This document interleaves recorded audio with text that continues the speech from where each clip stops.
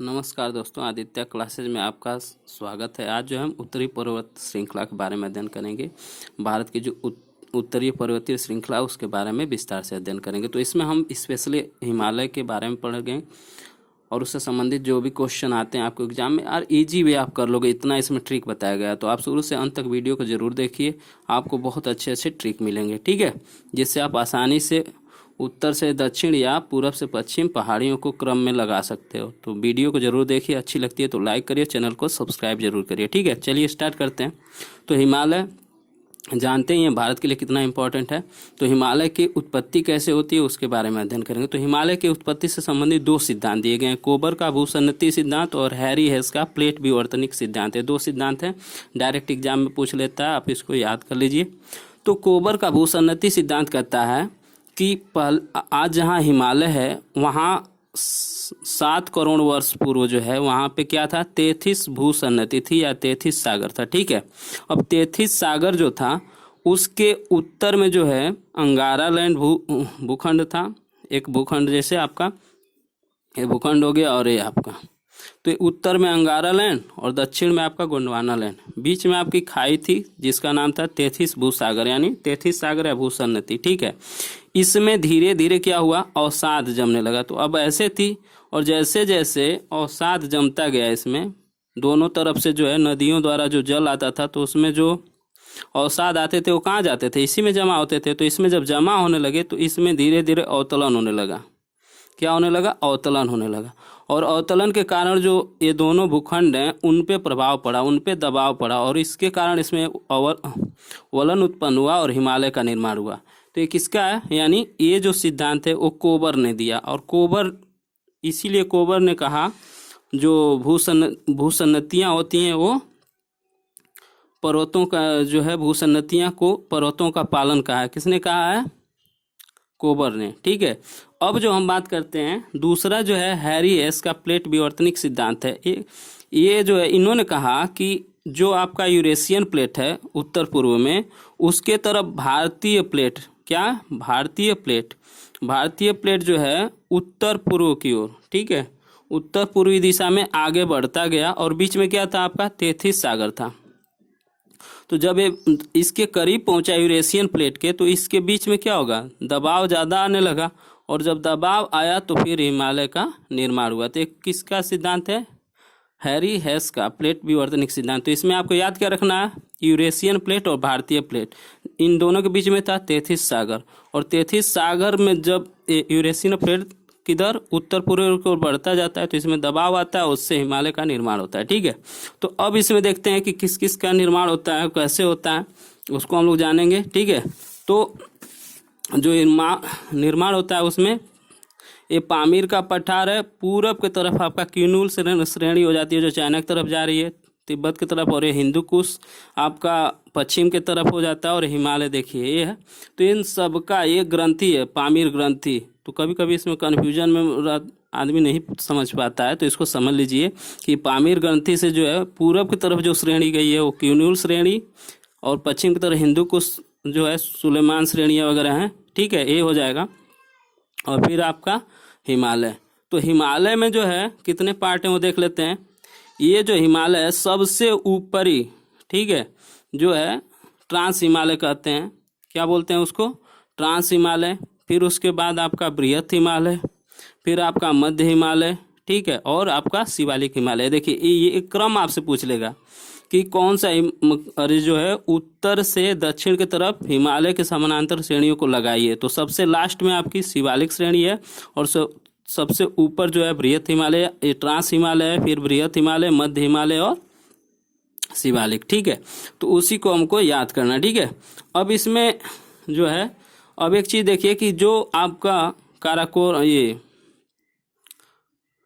जो बृहत हिमालय है, ठीक है, ट्रांस हिमालय, बृहत हिमालय, ठीक है, लघुमान्य हिमालय और शिवालिक हिमालय, 4 हैं आपके पूरे हिमालय के समानांतर श्रेणियाँ 4 हैं, देख लीजिए। तो बृहत हिमालय को ही जो है महान हिमालय भी बोला जाता है, लघु हिमालय, मध्य हिमालय, ठीक है, और ये शिवालिक या उप हिमालय भी बोला जाता है, ठीक है। तो इन सबको आप याद कर सकते हैं, ठीक है, क्रम से। तो अब इसमें जो है बृहत हिमालय जो है आपका ट्रांस हिमालय से, बृहत हिमालय जो है ट्रांस हिमालय से इंडो सांगपो सचर जोन द्वारा हिंज लाइन के या हिंज लाइन द्वारा अलग होता है। कौन सा?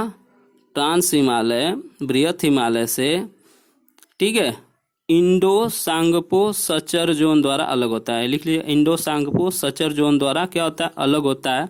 और बृहत हिमालय लघु हिमालय से या मध्य हिमालय से जो है मेन सेंट्रल थ्रस्ट द्वारा अलग होता है, ठीक है। और लघु हिमालय बाह्य हिमालय से मेन बाउंड्री फॉल्ट द्वारा अलग होता है। तो ये आप तीनों इसको भी याद कर सकते हैं कि किन किन के द्वारा अलग होते हैं, यानी इनकी बाउंड्री क्या है। यानी ट्रांस हिमालय बृहत हिमालय से किसके द्वारा होता है? इंडो सांगपो सचर जोन द्वारा, या इसी को हिंज लाइन भी कहते हैं। बृहत हिमालय मध्य हिमालय से किस लाइन द्वारा अलग होता है? मेन सेंट्रल थ्रस्ट द्वारा, ठीक है। और मध्य हिमालय बाह्य हिमालय से किसके द्वारा? मेन बाउंड्री फॉल्ट द्वारा अलग होता है, ठीक है। तो आप उसको याद कर सकते हैं। अब बात करते हैं ट्रांस हिमालय की। तो ट्रांस हिमालय में जो है आपके 4 पार्ट आ जाते हैं: काराकोरम श्रेणी, लद्दाख श्रेणी, जास्कर श्रेणी और कैलाश पर्वत, ठीक है। तो ये चारों आपको याद करना है। और चलिए अब स्टडी करते हैं इसको बाय मैप द्वारा। तो देखिए, ये जो सबसे ऊपरी है ये काराकोरम श्रेणी है। कौन सी है? काराकोरम श्रेणी है। अब ये बीच में आपका लद्दाख श्रेणी हो जाएगा। ये जास्कर इसके दक्षिण में आ गया, लद्दाख के दक्षिण में जास्कर, ठीक है। अब उसके बाद आपका आएगा बृहत हिमालय, ठीक है, फिर मध्य हिमालय और फिर उसके बाद अंतिम में जो है शिवालिक हिमालय। तो एक तो क्रम हो गया। तो अब इसको याद कैसे करेंगे आप लोग? अब देखिए, काराकोरम, लद्दाख और जास्कर, कभी कभी ये नाम उतर जाता है दिमाग से, ठीक है। तो इसको याद करने के लिए काला ज्वर, इसको याद करने के लिए आप याद कर सकते हो काला ज्वर। जानते हैं काला ज्वर जो नहीं होता है, लोगों को बुखार जो होता है, काला ज्वर से आप याद कर सकते हो। का से काराकोरम, लद्दाख के। देखिए, जब आप कहीं क्रम लगाने के लिए देता है तो आप इजी वे इसको क्रम से लगा सकते हो। कभी कभी लद्दाख में और जास्कर में कन्फ्यूजन हो जाता है कि बीच में कौन सा है, तो इसको आप काला ज्वर से याद कर लेंगे तो याद हो जाएगा, ठीक है। अब इससे जो काराकोरम श्रेणी है, ठीक है, तो इसे उच्च एशिया की ऋण भी कहा जाता है। यानी इसमें सबसे ऊंची चोटियां पाई जाती हैं, इसलिए उच्च एशिया की ऋण भी कहा जाता है। इसी श्रेणी में भारत की सर्वोच्च चोटी K2 या गार्डविन आस्टीन है। देखिए यहाँ पे आपका K2, ठीक है। और यह पश्चिम में पामीर की गांठ से मिल जाती है, जबकि दक्षिण पूर्व की ओर यह कैलाश श्रेणी के रूप में फैली हुई। तो कैलाश श्रेणी आपको देख रहे हैं ना, ये आपकी कैलाश श्रेणी है। देखिए, ये कैलाश श्रेणी है, तो ये आपकी दक्षिण में कैलाश श्रेणी के, और यहाँ जो है आपका उत्तर में पामीर से जाकर जुड़ जाती है। तो इस तरीके से आप इसको याद कर सकते हैं। देखिए, ये नीचे क्रम जरूर याद करते चलिएगा, ठीक है। अब हम बात कर लेते हैं बृहत हिमालय, यानी अब जो है ट्रांस हिमालय में आपने देख लिया कौन कौन इसके पार्ट होते हैं। 4 पार्ट मैंने बता दिया: काराकोरम, लद्दाख, जास्कर और कौन सा है? कैलाश पर्वत श्रेणी, ठीक है। अब हम बात करेंगे लघु हिमालय की, लघु हिमालय या मध्य हिमालय। एक इसमें लद्दाख श्रेणी में एक जो है आपका आती है पर्वत है जिसका नाम है राकापोसी। यह जो है विश्व की सर्वाधिक तीव्र ढाल वाली चोटी है। राकापोसी कहाँ है? लद्दाख श्रेणी में, राकापोसी, ठीक है। राकापोसी जो है ये लद्दाख श्रेणी में है। ये विश्व की सर्वाधिक तीव्र ढाल वाली चोटी है, ठीक है। तो इसको आप याद कर सकते हैं। और दूसरा जो है सिंधु नदी जास्कर और लद्दाख श्रेणी के मध्य बहती है। सिंधु नदी कहाँ बहती है? अगर पूछ रहे थे सिंधु नदी किसके बीच बहती है, तो सिंधु नदी जास्कर और लद्दाख श्रेणियों के मध्य बहती है, जो भुंजी नामक स्थान पर लद्दाख श्रेणी को काटकर भारत की सबसे गहरी गार्ज का निर्माण करती है, ठीक है। तो ये आपको लिख भी सकते हैं, आप नोट लेके लिख भी सकते हैं, ठीक है। अब आगे हम लोग चलेंगे बृहत हिमालय। अब बृहत हिमालय की जब हम बात करते हैं तो बृहत हिमालय की जो औसत जो ऊंचाई है वो 600 मीटर के करीब है। औसत ऊंचाई 600 मीटर है और इसकी चौड़ाई जो है 120 से 190 किमी तक है, ठीक है। 120 से 190 किमी तक है। और इसमें जो है भारत की उच्चतम जो श्रेणियां हैं, जैसे आपका नामचा बरवा, कंचनजंगा, मकालू, माउंट एवरेस्ट, अन्नपूर्णा, मतलब मैक्सिमम जो ऊंची श्रेणियां हैं इसी क्रम में आती हैं। ठीक है, अब इसका जो विस्तार है, यानी आप देख रहे हैं कि 120 से 120 चौड़ी है और इसमें 6,000 से ऊपर औसत वाले पहाड़ियाँ पाई जाती हैं। तो इसका विस्तार आप देख लीजिए, यहाँ से आपका जा रहा है और आज जम्मू कश्मीर से लेकर अरुणाचल प्रदेश तक सीधी जो गई है, आपको देखिए ऐसे, और ये आपका जो है नीचे आराकोरम तक, ये आपका म्यांमार में इसको आराकोरम कहते हैं, वहाँ तक जाती है। ठीक है, और यहाँ पे जब हम देखते हैं तो यहाँ पे जो आपका अरुणाचल प्रदेश में नामचा बरवा, ठीक है, पहाड़ी है नामचा बरवा, और यहाँ पे देखिए एकदम उत्तरी छोर में उत्तर में आपका नागा पर्वत है। कौन सा है? नागा पर्वत। ठीक है, तो इन क्रम को आप लोग आसानी से याद करेंगे। अभी एक ट्रिक मैं बता रहा हूँ, देखिए कि कैसे इनको कैसे हम याद करेंगे, कि जो है पूरब से पश्चिम अगर याद करना है तो कैसे याद करेंगे। ठीक है, तो इसको याद करने के लिए मैंने बताया कि मान लीजिए एक लड़की है, एक लड़की नाम कंचन, एक लड़की का नाम क्या है? कंचन है। याद कहानी की तरफ याद कर लीजिएगा।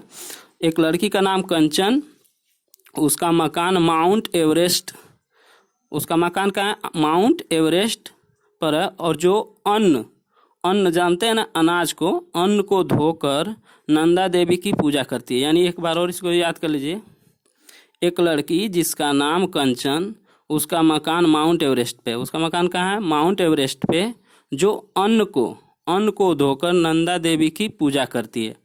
ठीक है, तो ये आपका ट्रिक है।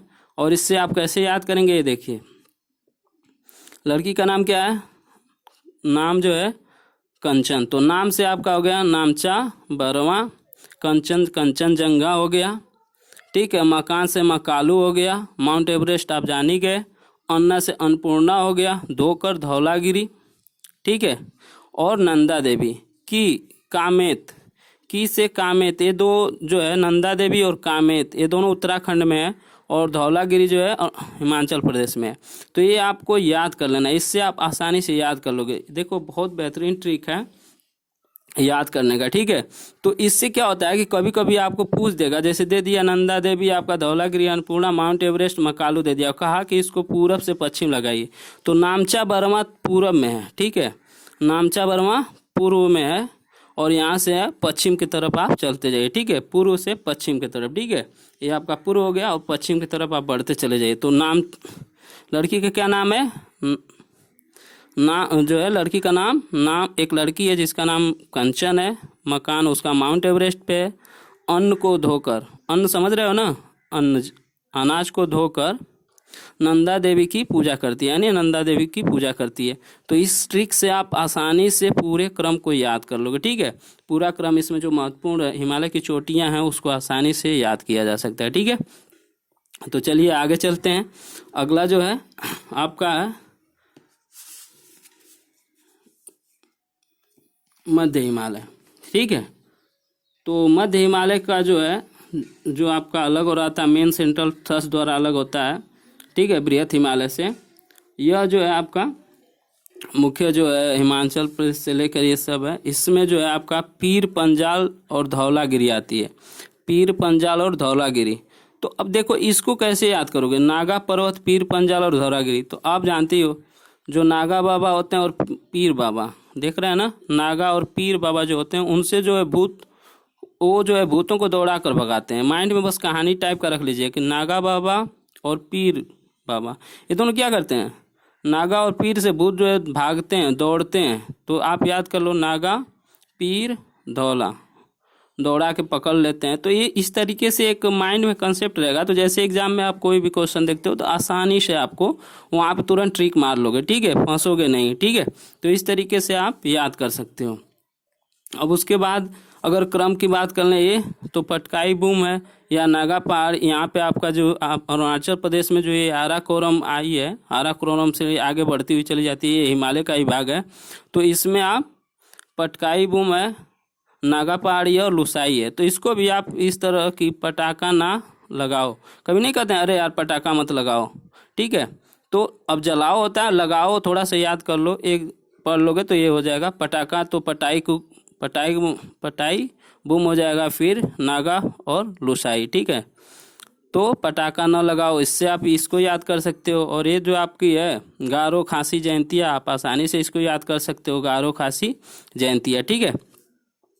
तो इस तरीके से ये जितने भी इम्पोर्टेंट आपकी पहाड़ियाँ हैं इसमें से अक्सर क्रम पूछ लेता है, पूरब से पश्चिम, उत्तर से दक्षिण कह देता है कि श्रेणियों को लगाइए। काराकोरम श्रेणी सबसे उत्तर में है, फिर उसके बाद लद्दाख है, फिर जास्कर है। तो ये आसानी से आप काला जर द्वारा जो है याद कर सकते हो, ठीक है।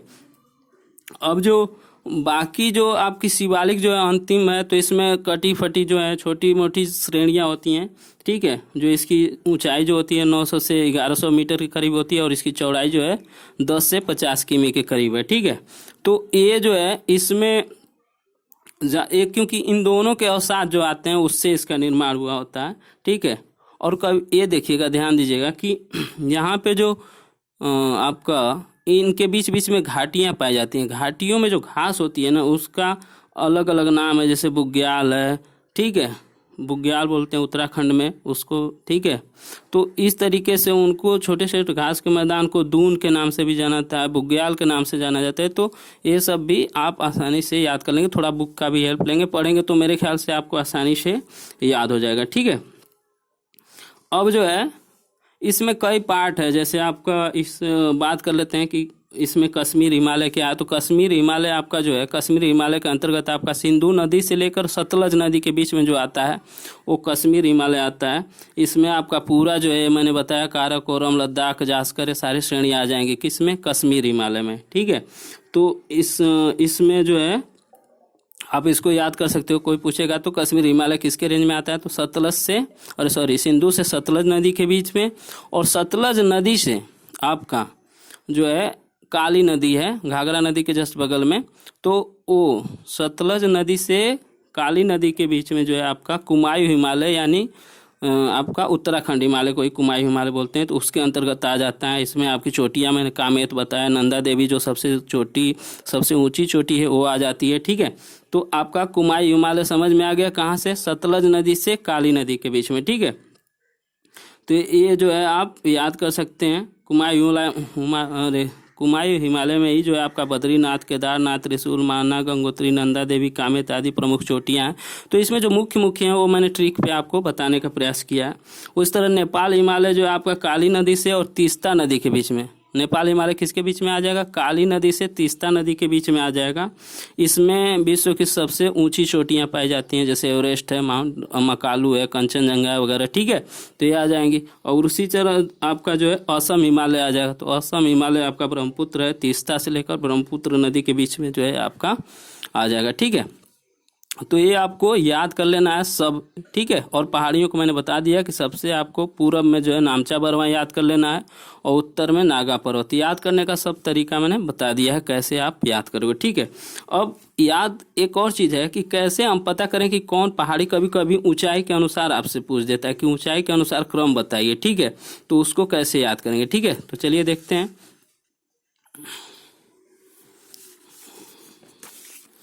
अब जो है हाँ, ऊंचाई के अनुसार देख लेते हैं, ठीक है।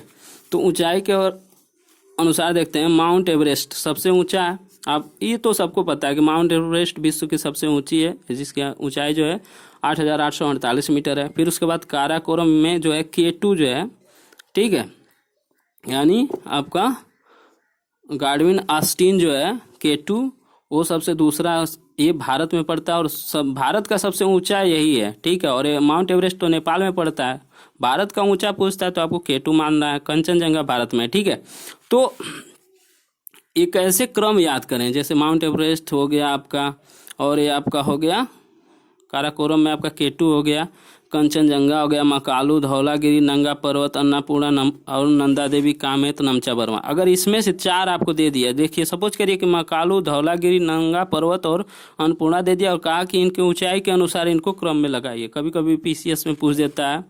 तो ये सब लगाने के लिए कैसे याद करें इसको, तो इसके लिए थोड़ा सा ट्रिक है, आसान, थोड़ा सा 2-3 बार इसको याद कर लोगे तो तैयार हो जाएगा।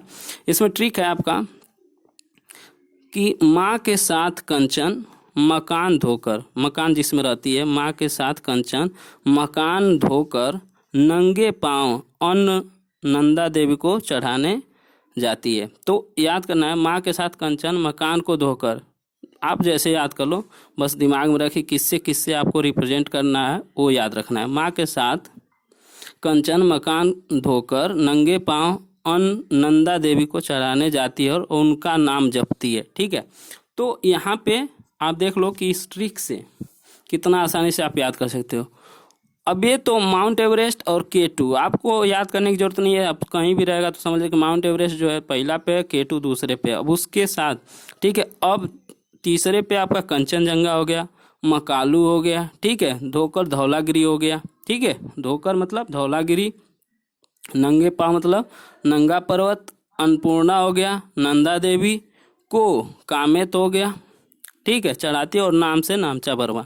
तो देखिए कितना इजी वे आप इन पहाड़ियों को याद कर लेंगे। देखिए हमें बहुत कन्फ्यूजन होता था, लेकिन जब आप ट्रिक से पढ़ेंगे तो कितना इजी वे आप क्वेश्चन को अटेम्प्ट कर लेते हैं।